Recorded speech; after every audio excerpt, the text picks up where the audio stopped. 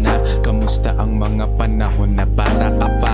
Puro laro at takdang aralin lang ang inaatupag at isiping dala. Pagkatapos kumain at magligpit ng pinggan, kukuha ng libro at magbabasa. Maghihintay lang na matapos ang Biyernes kasi sa Linggo ay gagala sila sa Luneta o kahit sa ang parke lang, basta kasama ang kanyang ama't ina. Magpapabili ng sorbete sa initan para ang araw di masyadong dama. Kapag nadapa at nagkaroon ng galos ay matataranta ang kanyang magulang. Dun mo makikita pagiging masikap nila para lang hindi sila magkulang. Kung pwede ko lang ibalik ang lahat, gagawin ko ang lahat upang hindi na umatong sa ganito ang mga hamong kaharap. Bakit kasi sa'kin pa natapat? Marami namang iba dyan. Kaya kung pwede ko lang na itama lahat, gagawin ko din agad. DJ, kamusta ka na?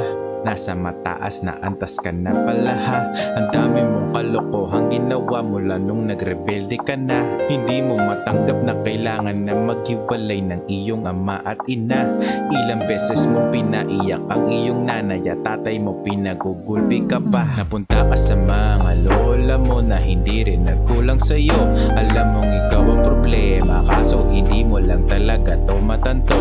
Ilang gulo at relasyon din ang pinagdaanan mo para ika'y makatakas. Ngunit alam ko na kahit kailan ay hindi to ang sagot o lunas. Natuto kang mapag-isa, dinaan mo na lang ito sa pagrarap. Sinulat mo karanasan mo sa buhay kahit yung iba dun panggap.